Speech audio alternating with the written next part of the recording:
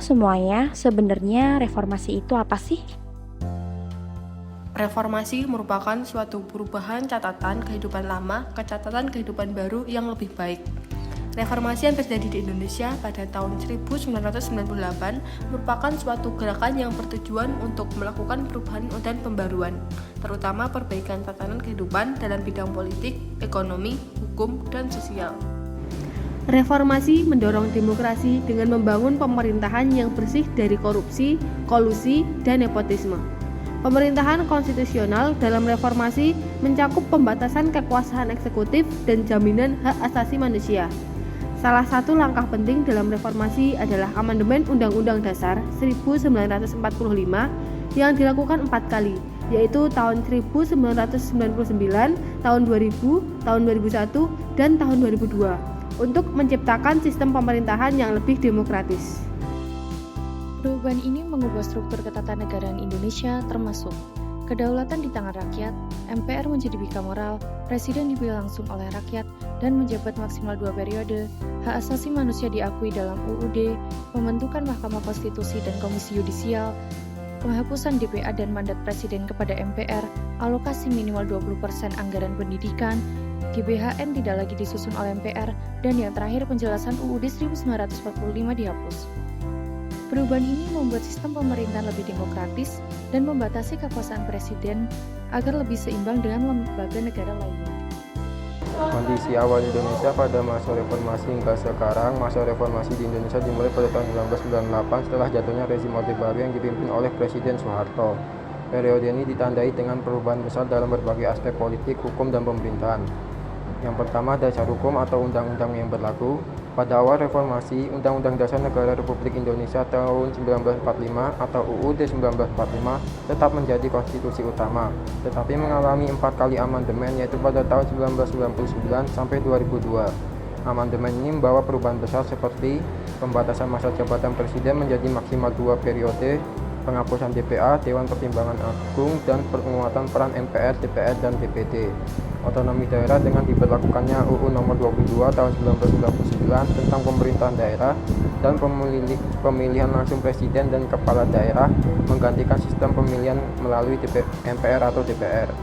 Yang kedua, ada bentuk negara tetap sebagai Negara Kesatuan Republik Indonesia NKRI sesuai dengan pasal 1 ayat 1 UUD 1945. Namun terjadi perubahan dalam sistem pemerintahannya daerah dengan diberlakukannya otonomi melalui UU Nomor 22 Tahun 1999, kemudian digantikan oleh UU Nomor 32 Tahun 2004 dan UU Nomor 33 Tahun 2014. 3. Sistem pemerintahan. Sebelum reformasi Orde Baru menganut sistem presidensial tetapi dengan dominasi eksekutif yang sangat kuat, otoritarian. Setelah reformasi tetap menggunakan sistem pemerintahan presidensial tetapi dengan pemilihan presiden secara langsung sejak 2004, penguatan peran legislatif dalam penguasaan eksekutif, desentralisasi pemerintahan melalui otonomi daerah. Sejak reformasi Indonesia terus mengalami perkembangan dalam demokrasi, hukum, dan pemerintahan, meskipun masih menghadapi tantangan seperti korupsi, ketimpangan ekonomi, dan polarisasi politik. Anjay. Beberapa contoh peristiwa yang mengganggu dinamika persatuan dan kesatuan bangsa sebagai upaya menjaga dan mempertahankan NKRI. Separatisme Timor Timur 1999. Timor Timur yang kini dikenal sebagai Timor Leste awalnya merupakan koloni Portugal selama lebih dari 4 abad. Pada 1974, setelah revolusi anyar di Portugal, proses dekolonisasi dimulai. Pada 28 November 1975, Front Revolusi Kemerdekaan Timor Leste atau Fredilin memproklamasikan kemerdekaan Timor Timur. Namun, Indonesia menganggap wilayah tersebut berpotensi menjadi negara komunis dan menginvasi pada 7 Desember 1970. Kemudian menganeksasi Timor Timur sebagai provinsi ke-27 pada 1970. Selama pendudukan Indonesia, terjadi perlawanan bersenjata dari kelompok separatis seperti Fredilin, disertai pelanggaran HAM. Pada 1999, setelah jatuhnya Soeharto, referendum yang diawasi PBB menunjukkan mayoritas penduduk Timor Timur memilih merdeka. Setelah masa transisi di bawah PBB, Timor Timur meraih kemerdekaan penuh pada 20 Mei 2002. menjadi negara merdeka dengan nama Republik Demokratik Timor Leste. Timor Timur ingin memisahkan diri dari Indonesia karena perbedaan sejarah, budaya, dan agama yang kuat. Dengan latar belakang sebagai bekas koloni Portugis yang mayoritas penduduknya beragama Katolik, berbeda dari Indonesia. Penduduk Timor Timur juga menolak invasi dan aneksasi oleh Indonesia pada 1975 sampai 1976 yang dianggap sebagai pendudukan ilegal. Selain itu, selama pendudukan terjadi berbagai pelanggaran HAM seperti pembunuhan dan penyiksaan yang memperkuat keinginan untuk merdeka. Aspirasi untuk menentukan nasib sendiri dan menjadi negara yang berdaulat akhirnya diwujudkan melalui referendum pada 1999, di mana mayoritas memilih untuk memisahkan diri dari Indonesia.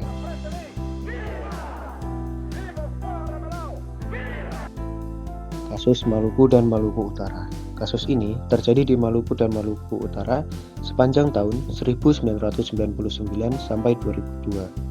Total warga yang meninggal akibat kerusuhan ini mencapai angka 8.000 sampai 9.000 orang dan 70 orang lainnya mengungsi. Kerugian materi dalam kasus ini adalah 29.000 rumah terbakar, 7.046 rusak termasuk 46 masjid, 47 gereja, 719 toko, dan 38 gedung pemerintah. LSI mencatat peran pemerintah ada dua sisi perbedaan dalam kasus ini. Di era Gus Dur dan Megawati, terjadi ketidaknetralan aparat keamanan dan pecahnya struktur pemerintah ke dalam dua komunitas. Di era SBY dan JK, terjadi kemajuan dengan adanya pemberlakuan darurat sipil, Perjanjian Malino II, dan penanganan pengungsi.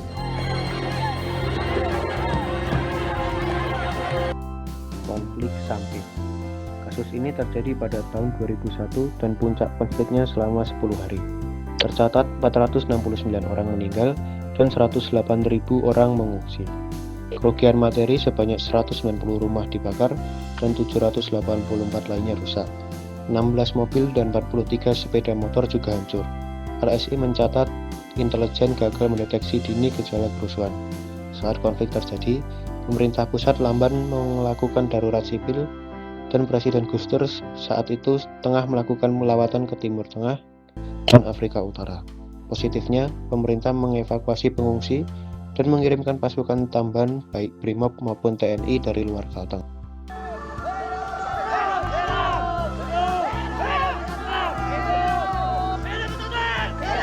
Peristiwa bom Bali pada tahun 2002. Peristiwa ini merupakan serangan teror yang terjadi pada tanggal 12 Oktober tahun 2002 di Kuta, Bali. Serangan ini terdiri dari 2 ledakan besar di Padis dan Sariklot, serta 1 ledakan di dekat kantor konsulat AS. Bom ini telah menewaskan 202 orang dari berbagai negara dan melukai lebih dari 200 lainnya. Kelompok teroris tersebut merupakan Jamaah Islamiyah atau yang biasa disebut dengan JI yang bertanggung jawab atas serangan ini. Peristiwa ini telah menjadi salah satu aksi terorisme terbesar di Indonesia, memicu penguatan kebijakan anti-terorisme di dalam negeri ini dan kerjasama internasional untuk memberantas terorisme.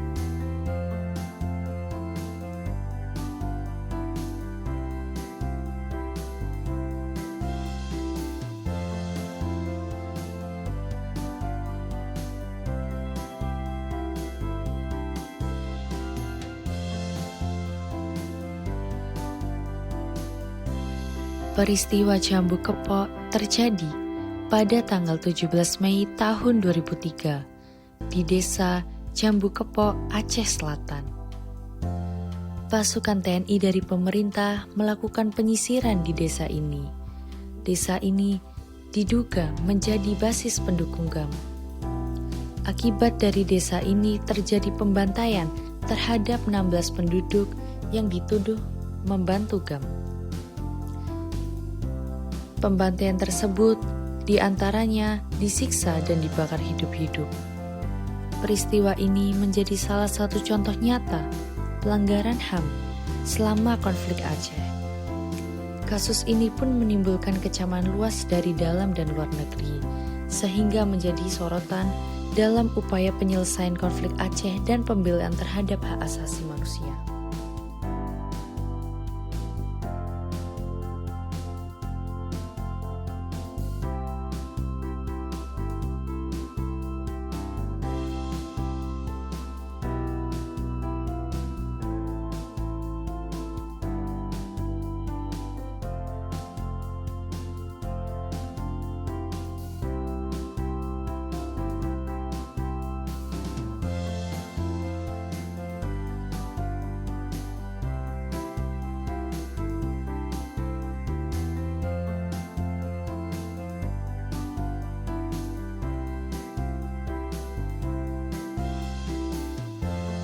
Setelah 4 tahun tanpa insiden bom, pada Juli tahun 2009 terjadi serangan bom bunuh diri di Hotel JW Marriott dan Ritz-Carlton di kawasan Mega Kuningan, Jakarta Selatan. Peristiwa ini mengakibatkan sedikitnya 9 orang tewas dan 55 lainnya terluka. Polisi mengidentifikasi pelaku sebagai Dani Dwi Permana dan Nana Ikhwan Maulana dengan dugaan keterlibatan jaringan Nordin M. Top.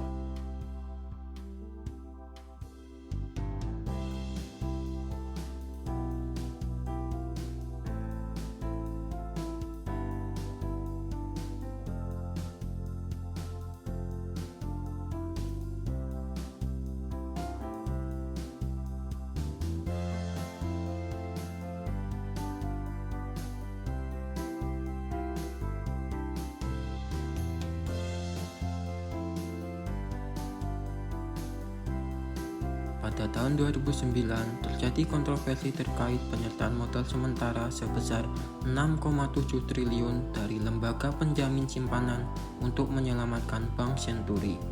Skandal ini menjadi isu politik yang signifikan dengan pembentukan panitia khusus di DPR untuk menyelidiki kasus tersebut.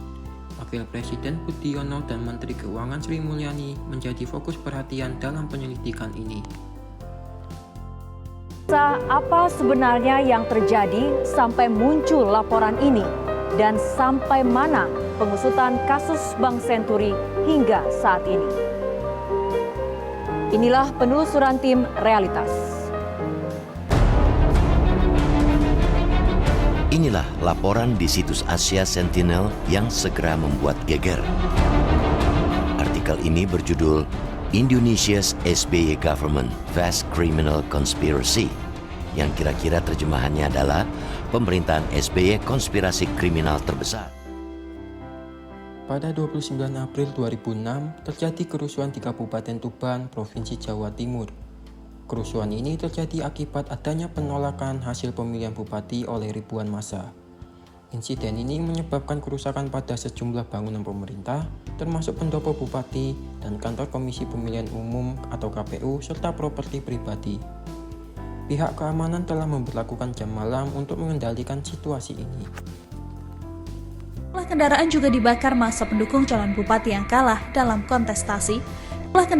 Konflik Sampang pada tahun 2012, tepatnya pada tanggal 26 Agustus tahun 2012, yang awalnya diawali dengan penyerbuan warga Syiah di Sampang oleh kurang lebih 200 orang warga yang mengakibatkan 2 orang tewas dan 15 rumah hangus terbakar.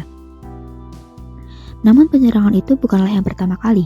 Sebelumnya, kompleks pesantren Islam Syiah telah diserbu pada tahun 2004, 2006, dan Desember 2011. Konflik antara komunitas Muslim Sunni dan Syiah ini dipicu oleh perbedaan paham agama, konflik keluarga, dan ketegangan sosial yang melibatkan kekerasan fisik, pembakaran rumah, dan pengungsian ratusan warga Syiah. Seorang tokoh pemimpin komunitas Syiah yaitu Tajul Muluk telah dihukum karena dianggap menyebarkan ajaran sesat.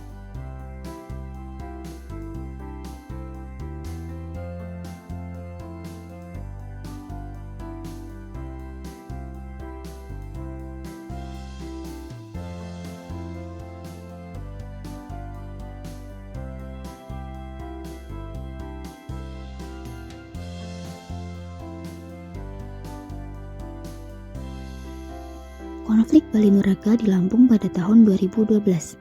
Konflik ini berawal dari pemuda Bali yang tidak sengaja menyerempet gadis Lampung, namun ketika ditolong malah dituduh melakukan pelecehan kepada gadis tersebut, yang kemudian memicu kemarahan dan berkembang menjadi bentrokan antar warga. Namun ketegangan ini diperburuk oleh sentimen etnis yang telah lama terpendam, yaitu antara etnis Bali dan etnis Lampung. Dan pada akhir Oktober tahun 2012, kerusuhan besar pun terjadi. Desa Bali Meraga diserang, yang menyebabkan rumah-rumah dibakar, kendaraan dirusak, dan fasilitas umum pun hancur. Akibatnya, terdapat 14 orang meninggal dunia, puluhan orang terluka, dan ratusan keluarga kehilangan tempat tinggalnya. Dampak konflik ini sangat besar baik secara fisik maupun sosial, di mana hubungan antar etnis ini memburuk, dan trauma sosial dirasakan oleh banyak pihak. Namun telah diupayakan oleh pemerintah dan TNI serta Polri untuk mengadakan mediasi dengan pendekatan adat, pengamanan wilayah, serta memberikan bantuan bagi korban.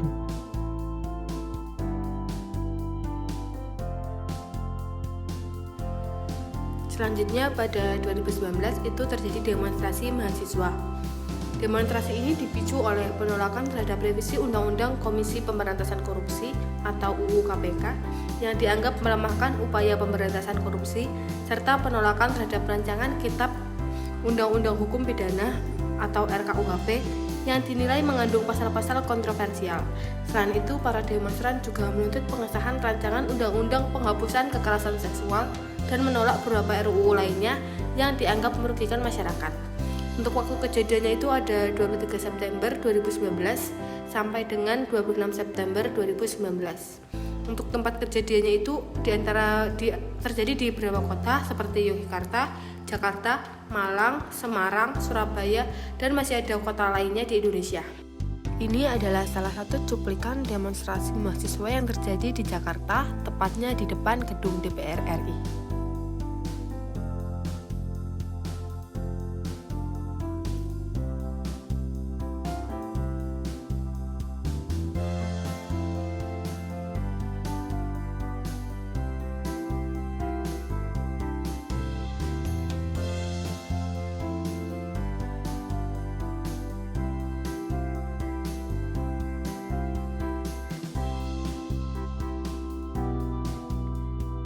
Konflik yang terjadi di Rempang, Batam, Kepulauan Riau berawal pada 7 September 2023. Konflik ini dipicu oleh ketidakterimaan masyarakat setempat terhadap rencana pemerintah yang ingin mengembangkan proyek Rempang Eco City, sebuah proyek strategis nasional yang bertujuan menjadikan Rempang sebagai kawasan industri, perdagangan, dan pariwisata terintegrasi dengan konsep Green and Sustainable City.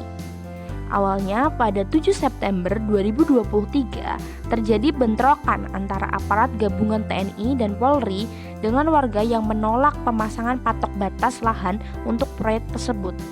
Warga memblokir jalan dengan kontainer dan menebang pohon, namun aparat tetap masuk ke pemukiman menggunakan gas air mata dan peluru karet.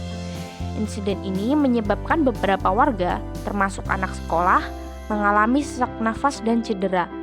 Beberapa hari kemudian, pada 11 September 2023, ribuan masyarakat adat Melayu Kepulauan Riau mendatangi kantor BP Batam untuk menyampaikan tuntutan termasuk penolakan terhadap penggusuran dan desakan agar TNI dan Polri menghentikan intimidasi terhadap warga.